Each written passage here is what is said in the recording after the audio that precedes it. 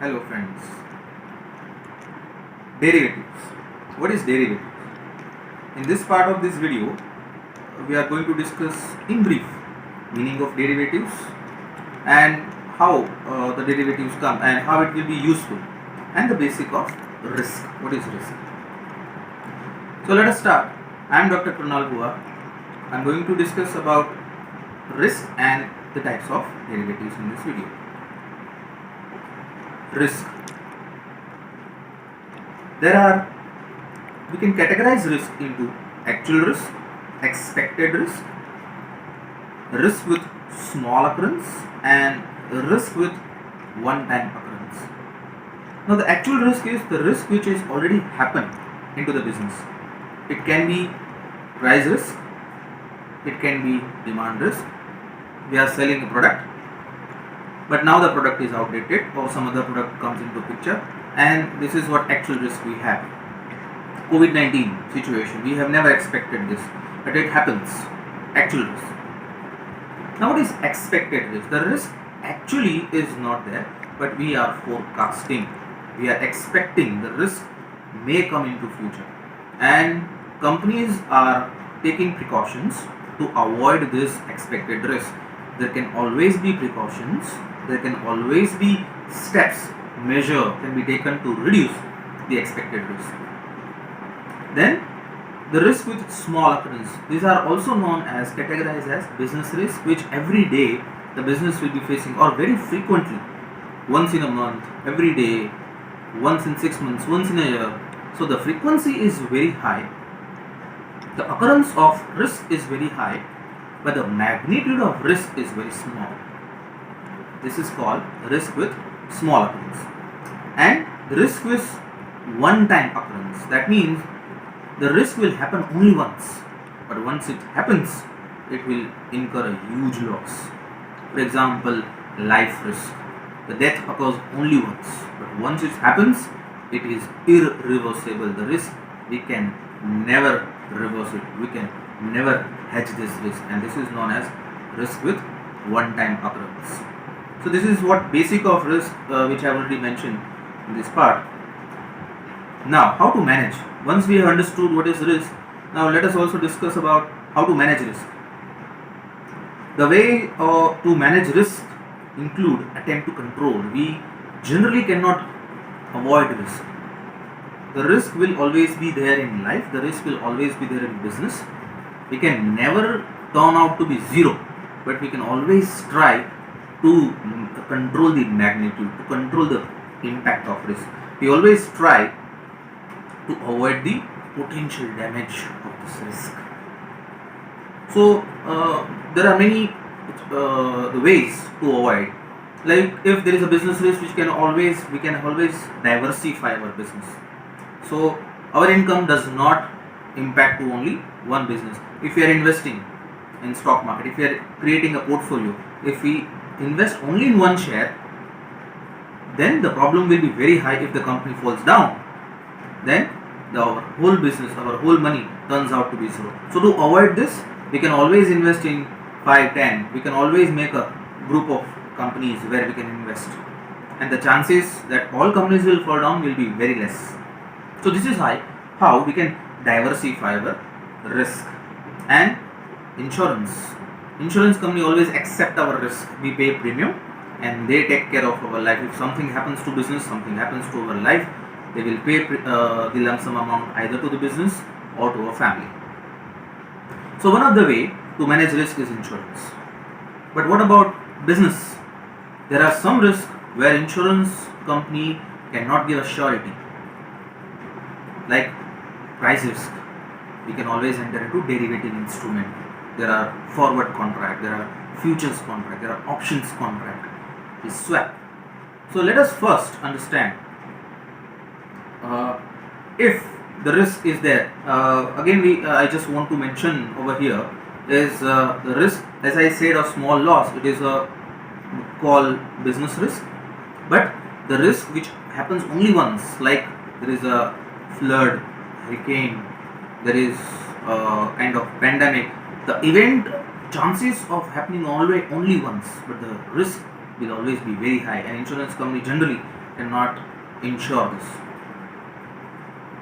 So this is what we have discussed about different types of risk. As you can see on this screen also, the type of risk are there: interest rate risk, exchange rate risk. This can be covered, this can be hedged with the help of derivatives. But what is derivative? What we mean by derivative? So derivative is actually, it does not have its own value, but its value depends on its underlying asset. To understand in simple way, when we are kids, when we are small, when we are very young, we go to school, we were derivatives of our family members. Whatever our family members are doing, our value derived based on our family. If family is doing good, our value in the market will be good. So derivatives are actually those instrument which does not have its own value, but its value depends on its underlying asset, its parent asset. Like contract of gold is derivative. The contract of gold price fluctuate if the gold fluctuate. That means if actual price of gold fluctuate, the contract price of gold will also fluctuate. To understand it more clear, let us see milk. As you can see on this slide, milk is a commodity. It is a parent product. From milk, we can always have curd, dahi. We call it as curd, dahi. From this curd, we can have butter. But now, how we can relate derivative concept into this? So, as I said, derivative are the subcategory or sub-product of the main product. So, milk is a main product. The price of milk in the market available is 70 rupees per liter. But when you go and buy curd, curd is always costlier. So derivative price or derivative product are always costly than its parent product. Curd is costly than milk. Butter is again costly than curd. So derivatives instrument are always costlier, having more price as compared to their main commodity. Now, as we have seen, three kind of risk: price risk, exchange rate risk, and interest rate risk can be managed with the help of derivatives. Now let us understand what are the types of derivative, or how we can define derivative market. As again you can see on this slide, derivatives we can divide into two parts. One is OTC market, which is over the counter, where we do not follow, the derivative market does not follow any time. It is 24/7 it is running. There is no rules and regulations, which is called forward market and swaps. And there is exchange traded contract, or you can say exchange traded derivatives, where the contract between buyer and seller will happen under the specified stock exchange. Forward market commission, the rules and regulations are there, like futures, the commodities are fixed, the prices are fixed, the contract are fixed, and options. So this is how we can define derivative market into two types. One is OTC market and one is exchange traded market. Product. So once we understand what is meaning of derivative, now there are four products, four subcategory instrument of derivative. One is called forwards, futures, options, and swap. Now let us understand in brief what is the meaning of forward market. A forward market, to understand it very simple way, it is just like a contract between two persons without any written agreement and without any exchange of money. It is just a promise to complete the contract between buyer and seller. To understand in simple way, when you go to purchase vegetable into the market and the vegetable seller is very known to you, if you don't have money right now, you can just enter into contract with that vegetable seller that by evening you are going to purchase X number of X kg of vegetable, and that vegetable seller will keep it for you. It is because of mutual trust. Without giving any advance money, the vegetable seller will not sell this vegetable to anyone else, but will keep it for you. So this is called forward market, and where there is no exchange, there is no written agreement. The contract is based on mutual trust between two parties. Next is futures. The futures are very much similar to forward, but this contract are exchange traded. The buyers and sellers, they don't know each other, but they both are entering into contract by entering with stock exchange. So for example, if I want to buy cashew, 500 kg of cashew, I'll be buying, I'll enter into contract with stock exchange, and suppose you want to sell 500 kg of cashew. You can sell, you enter into contract with stock exchange, and we both enter into the contract which is called futures contract, where the lot size are fixed. Whereas in forward contract, the lot size are not fixed. You can enter into 5 kg, you can enter into 10 kg also. But in futures, the lot size which exchange is specifying, we have to enter. If exchange says 20 kg contract, and if I want to purchase 500 kg, I have to enter 25 contract multiplied by 20. That comes to my 500 kg of cash. Third is options. This is second last. Options contract are again enter into contract. Two parties are entering, but one party is having freedom to buy or sell, and one party is having obligation. Whereas in futures, both the parties are having obligation. Buyer will have to buy, seller will have to sell. But in options, to understand in simple way, one party is having obligation. That means the one party cannot say no if the other party wants to oblige, if other party wants to buy or sell. So in short, options, one party is having right or freedom, and other party is having obligation or duty to buy or sell. That is called options contract. And swap.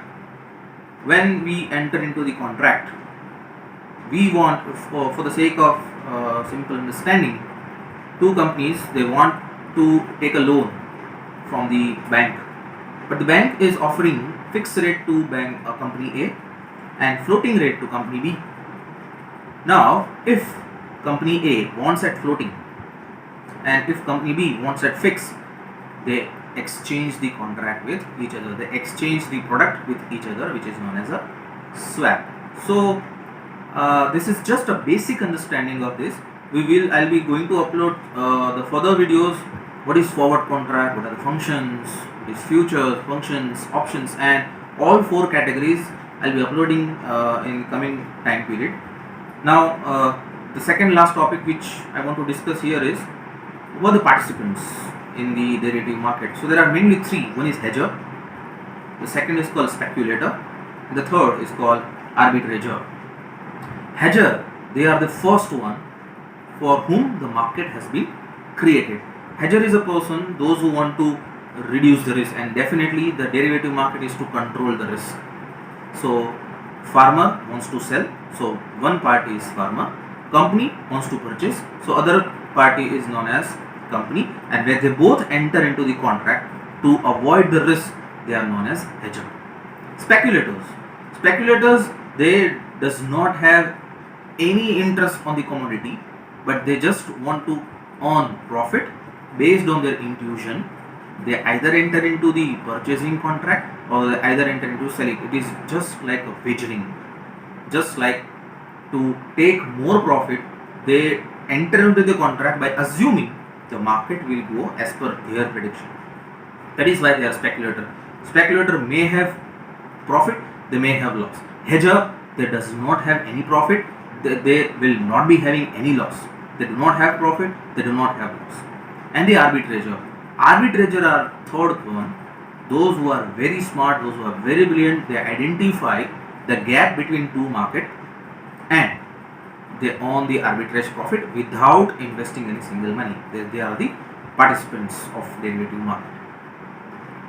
So these are called participants. And the last part is functions of derivative market. What derivative market is doing actually? Number one, it helps to identify the price. The farmer will get the correct price and the companies will get the right product at a right time. So derivative market will identify the correct price. It helps to find out the price discovery. Number two, yes, derivative market is definitely for facilitating the risk or transferring the risk.